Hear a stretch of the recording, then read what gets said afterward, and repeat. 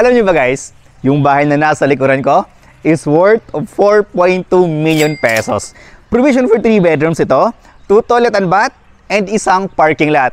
At guys, for as low as 19,000 pesos a month lang, meron ka ng single attached house and lot dito sa Santa Maria, Bulacan. Kaya alam nyo, gusto ko nang iwanan ng pagiging janitor ko at gusto kong ibenta yung ating Gia model unit.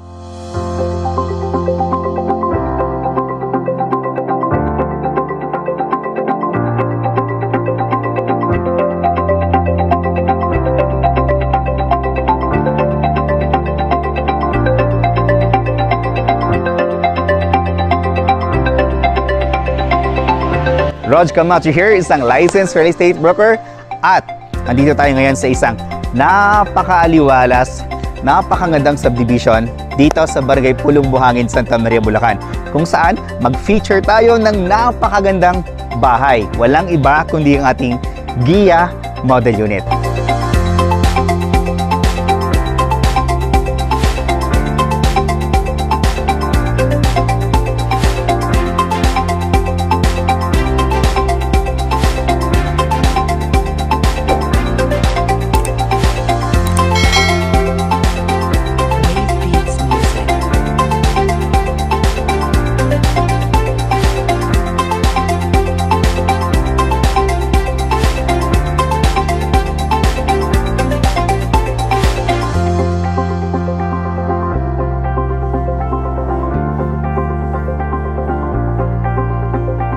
Ang ating Gia model unit ay located siya sa Barangay Pulong Buhangin, Santa Maria, Bulacan. Inside in an exclusive subdivision ay kompleto ang kanilang amenities. They have swimming pool, clubhouse, basketball court, children's playground, at higit sa lahat ay malalapad yung kanilang kalsada. Sa kanilang main road, they have 10 meters wide. At dito naman sa kanilang secondary road ay mula dito, this is 1, 2, 3, 4, 5, 6, 7, 8 meters wide. So dito din sa Villa Castalia subdivision ay malapit tayo sa mga schools, hospitals, public markets, at higit sa lahat, isang sakay ka lang, ayun doon ka na sa Metro Maynila via NLEX Road. More than 1 hour ka, ayun doon ka naman sa New Bulacan International Airport.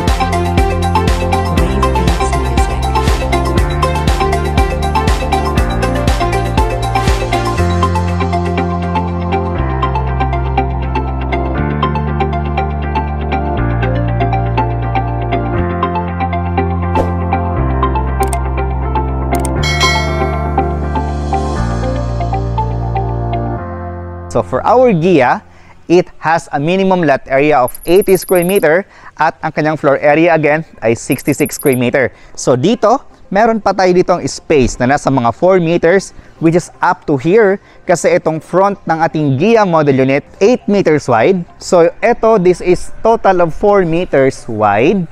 Magmula doon, that's 4 meter. Then another 1, 2, 3, 4 hanggang dito pa yung space natin for 80 square meters. So ito yung ating space for parking lot. Tapos tignan nyo naman yung ating Gia model unit, ang modern ng kanyang design. So pagdating sa mga kulay, magmula sa ceiling, pagdating sa terrace natin, sa railings, modern na modern yung design. O di ba? Hindi mo mapagkamalan, o yung bahay na to 19,000 per month lang. Di ba? Kasi nga po mamahalin sa facade pa lang ng ating bahay. Okay, so sa ating mga plantitos and plantitas, don't worry kasi meron tayong enough space for your mamahalin ng mga halaman. Okay, so dito tayo ngayon sa loob ng ating Gia model unit. Dito sa ating ceiling sa baba ay upgraded na yan. Hindi yan basta-bastang hardiflex lang, pati dun sa taas. Ayan, kitang-kita nyo po. Pati dun sa taas, alam nyo, yan yung usong-usong ngayon. So kung ano yung usong ngayon, kumbaga dito sa Villa Castalia subdivision, lalong-lalo na kay Gia model unit, ay in-incorporate nila. Siguro, yung mga engineers nila dito or architects nila dito ay mga bata pa, no? Kasi nga, na-adapt nila kung ano yung usong-uso ngayon. Okay, so dito sa ating main door, yan, katulad ng mga model units nila dito sa Villa Castalia subdivision, ito ay made of steel door. So meron silang deadbolt at ito, isang lock set natin. Ayan, ang kagandahan naman kasi dito sa ating steel door, hindi po siya inaanay at hindi po siya mabilis masira pag once na nabasa po ng ulan. So dito sa Villa Castello subdivision, we have 3 types of houses. First is Gia Model Unit. Ito yung ating single attached house and lot. Then we have the Felicia Model Unit, and the other one is Elisa Model Unit. Yan po yung ating townhouse. So to give you an idea, yung ating townhouse, provision for 2 bedrooms, 2 toilet and bath, at isang parking lot. Monthly amortization is 15,000 to 16,000 per month. Dito naman sa ating duplex house and lot, meron siyang lot area na 80, 66 yung floor area, parang ating Gia Model Unit, no? Ang pagkakaiba lang, itong ating Gia Model Unit ay meron siyang sariling firewall. Yung atin naman pong Felicia Model Unit ay shared po sila firewall. So yun po yung pagkakaiba ng duplex house and lot at single attached po na house and lot. So kung ayaw nyo po na may katabing bahay, dito kayo kay Gia. This is 4.2 million. Kung gusto niyo naman po na duplex house and lot kasi magkapatid kayo, or yun lang talaga yung kaya ng budget kasi that's 3.9 million pesos and this is 4.2 million pesos, then okay lang kasi same lang naman silang dalawa. Ang pinagkaiba lang ay hindi po siya nakipag-shared ng firewall sa isang unit. Tara na. Okay, ang dami kong pinaliwanag. So at least, no, may natutunan kayo sa atin ngayon. So, dito sa ating turnover for our Gia Model Unit ay walang pinagkaiba kay Felicia Model Unit. So dito, sinabi ko po sa inyo kanina, this is 4 meters wide. So 1, 2, 3, 4. 4 meters wide. Then another 4 meters wide ulit. So a total of 8 meters wide. Tapos yung depth niya hanggang doon ay 10 meters wide. Guys, madalaki din yung ating bintana, which is a very good source of natural light and ventilation. So meron tayong bintana on that side, meron tayong bintana on that side, and of course, meron tayong bintana sa likuran natin. So yon yung kagandahan pag single attached po tayo or kaya naman duplex house and lot. Yun nga lang, may kamahalan, pero yun kasi yung binayaran natin doon. Okay, so dito sa ating ground floor, they are using ay 60 by 60 na granite tiles. Tapos ito yung ating pinaka living area. So L-type na upuan. Dito ulit yung TV natin. Tulad po ng Felicia Model Unit natin, no? Ito, namamaximize natin ito ng maayos kasi nga sobrang taas pa ng ating hagdanan. So yung landing niya, hindi masyadong sumiksik dito, no? May iba kasing hagdanan na hanggang dito na, oh my God. So, nako-compromise tuloy itong area na to. Agree? So, yun yung madalas nating problema sa ibang mga townhouses na pinapasok. Pero dito sa case na to, wala tayong problema doon. Okay, so dito sa ating ceiling, kung gusto niyo po na ipa-drop ceiling po yan, i-improve po yung ceiling niyo, nasa inyo na po yan. Kasi ito po ay ceiling, ang buhos niyan ay andun pa sa taas. So nasa mga 2 dangkal pa po yan. Okay, so again, ito yung ating living area, tas ito naman yung ating dining area sa side na to. Malapad pa din po siya. Tapos meron tayo ditong kasamang kitchen sink. Katulad din po sa sinabi ko sa inyo sa Felicia Model Unit, kung gusto niyo po na i-move itong inyong kitchen area, kasi madalas sa problema pag once na nakalipat tayo, tapos nasa loob po yung ating kitchen area, lalo na pag nagluto tayo ng ulam na medyo may amoy, pati yung ating kwarto, pumapasok doon yung amoy. Ito po, pwede niyo na po itong ilipat sa kapitbahay. Joke lang, pwede niyo po itong ilipat dito sa likuran kasi hindi mo na kailangang pumunta sa kapitbahay kasi meron pa tayong malaking space dito. So dito, asintadahan natin ito. Tapos dito yung ating, yung ating kitchen. So nasa mga 60 siguro yan, no? 60 siguro yan. So nasa mga 60 siguro yan. Tapos, paglipat mo dito sa likod, okay, kunyari dito, di kita nakikita. Kasi hollow blocks na to. So, meron pa rin ako itong malakaran. Ayan. Bakit meron pang ganito? Yun yung question doon. Bakit meron pang ganito? Bakit pa yan, Rog, naglagay dyan ng space? Parang dead spot na siya. Well, guys, kaya po siya inilagay dito, nag-leave siya ng space para po yan sa inyong source of ventilation. Dito sa CR, doon sa taas ulit sa CR, at yung bintana doon sa taas. And soon, dito din, sa inyong magiging kitchen area, kailangan po mag-open ng space para naman makalabas yung hangin na nanggaling sa loob. Ilabas siya rito sa labas. Hanggang doon niya itapon. Nang sa ganun, ay magkaroon kayo ng proper ventilation sa loob ng bahay natin. So, buti na nga lang naisip po yan ng developer na ito. Yung iba, wala na halos ventilation sa likuran kasi nga talagang minmaximize nila yung space. Pero ito kasi, since this is 80 square meters, ayan, ibinigay pa rin po sa inyo. Tsaka, dito sa bahay na to, lahat naman kasi ng mga space, no, ay gamit na gamit at walang nasasayang na space. May nakita ba kayo nasayang na space? As in, dito, kwadrado, ilalim ng hagdanan, pwede pa malagyan ng TV. Dito, kitchen area, pwede mo itong tanggalin. Gawin nyo po itong nook or bar counter. Ganun po siya very, functional. Ika nga, very functional po yung bahay. Then lastly po is yung ating toilet and bath. So dito, sa ating toilet and bath ay, ito yung ating shower area. So rain shower na siya. Dito yung adjacent. Tapos, syempre, meron pa rin tayong faucet kasi tayo ay Pilipino. Yan, hindi mawawala yung tabo at saka yung timba. Tapos, meron tayong water closet. Tapos, yan yung ating lavatory. Ayan, so very cute na lavatory. But guys, kung gusto niyo pong i-upgrade yung inyong lavatory, marami dyan online, no? Kasyang-kasya pa kasi malaki pa naman yung space natin dito.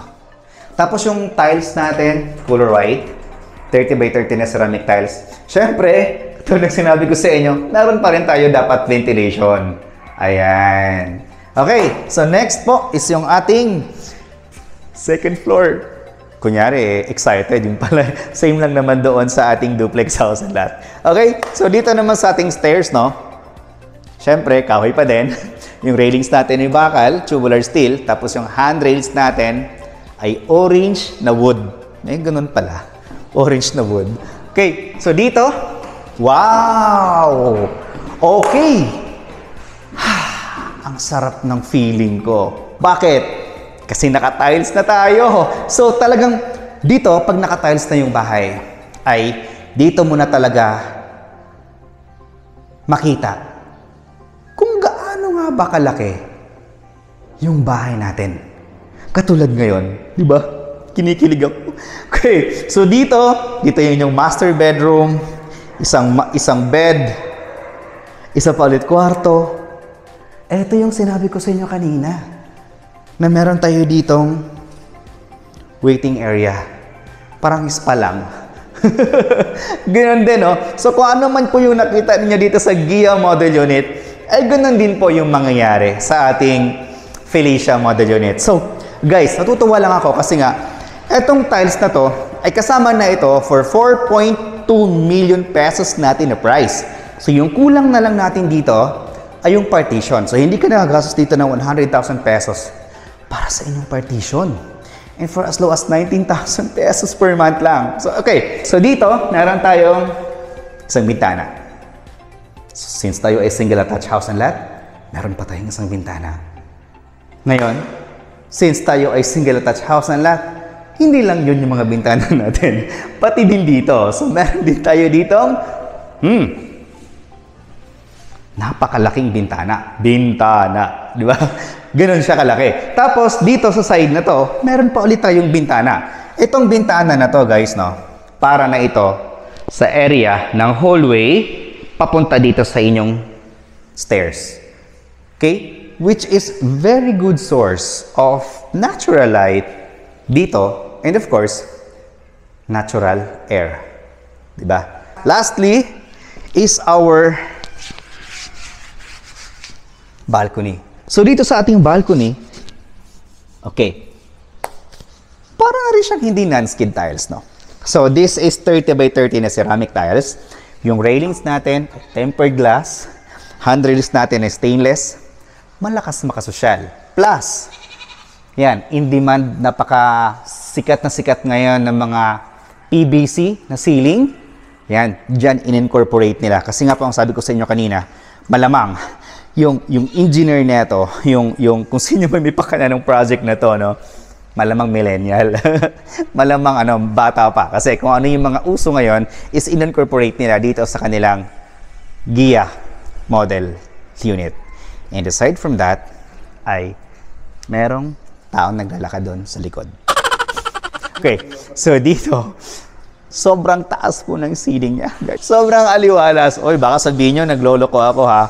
Nagsisalito ako. Pero try nyo pong puntahan itong ating Villa Castalia Subdivision dito sa Barangay Pulong Buhangin, Santa Maria, Bulacan. Okay, so lastly, munti ka na makalimutan ang baka isipin nyo, nasaan yung isang toilet and bath?